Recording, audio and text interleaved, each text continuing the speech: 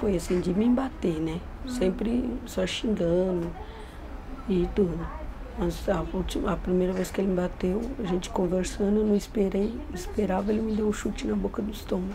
Ele me pegava pela garganta e na frente dos meus filhos, né? E as crianças choravam. Existe um ciclo dessa situação de violência que vai se repetindo. Predomina a existência de 3 fases, que seria uma primeira, onde existe uma tensão, existem pequenas discussões, os conflitos são de menor intensidade, mas isso vai se agravando, existe uma transição em que ocorrem as ameaças, depois uma segunda fase em que ocorre a explosão da violência, que é aí a agressão física em si, né? Muitas vezes, e aí é geralmente nesta fase que a mulher sai e procura ajuda. E em seguida, ela se coloca numa posição mais submissa, porque ela sabe até onde a violência pode chegar. A gente vivia bem, né?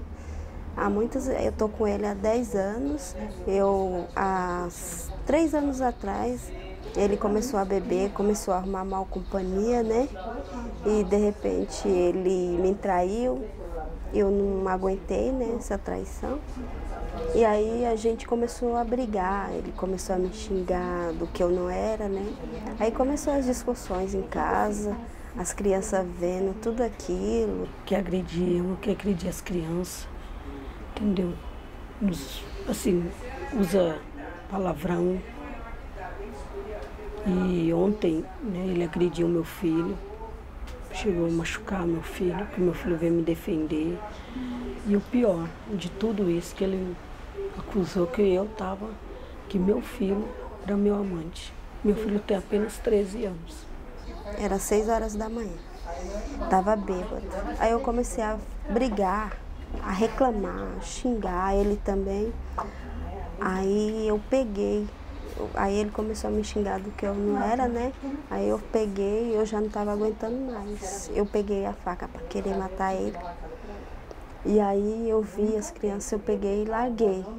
Na hora que as crianças veio no quarto, eu peguei e larguei a faca. E aí então, nesse dia, aconteceu 8 horas da manhã, dele ir em cima de mim, deu um soco na minha cabeça, né? E me mordeu, né? E ficou puxando meu cabelo e jogou no chão. Uma vez eu cheguei até na porta daqui para fazer a denúncia, né, para falar, para fazer o boletim, mas eu não tive coragem. Que é isso que é o mal de muitas mulheres, né? Que às vezes tem medo, tem vergonha.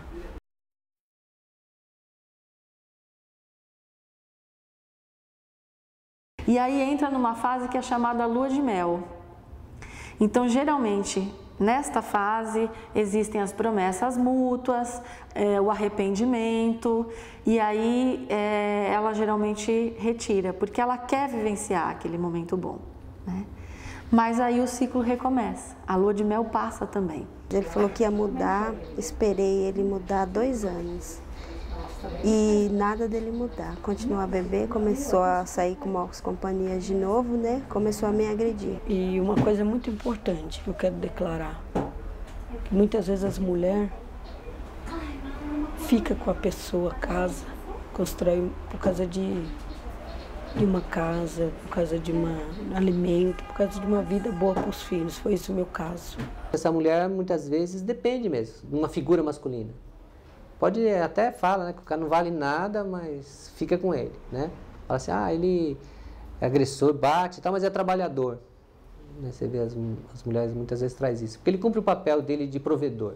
Então ele está cumprindo o papel dele de provedor, o restante parece que é secundário, assim, não é... Então às vezes a mulher se perpetua nessa relação violenta por muitos anos. Aí eu peguei e denunciei ele, só que aí era para mim comparecer, eu não compareci aqui, com medo dele querer fazer alguma coisa, né, comigo.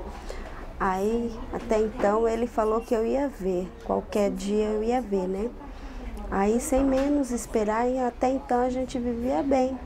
Até depois dessa denúncia e tudo, ele me perdoou, quer dizer, não perdoou, ele ficou com mágoa, mas eu não sabia que ele ia me denunciar, entendeu? Ele denunciou.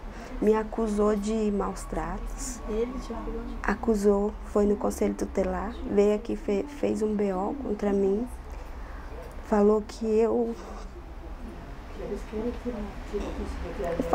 eu maltratava meus filhos, que meus filhos viviam espancados. Ele inventou tudo. Ele inventou tudo. Ele falou que eu ia sofrer, que eu ia tirar o que eu mais gostava, que eu mais amava na minha vida. Diante das pessoas da rua, ele é um santo, ele é uma ótima pessoa. Todo mundo acha ele um coitadinho, uma pessoa boa, trabalhadeira. Mas não vê o que acontece. Mas dentro de casa ele se transforma.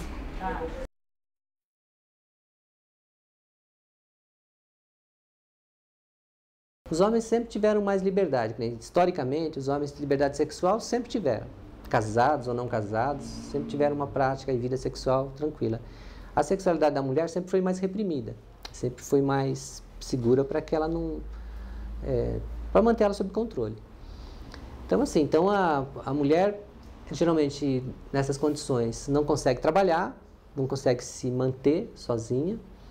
É desenvolvido nela essa coisa da moralidade muito forte, da dependência. Minha mãe é do tempo reservado, né? Casou, tem que estar ali até a morte. Tem que estar comendo, bebendo, apanhando, mas tem que estar junto.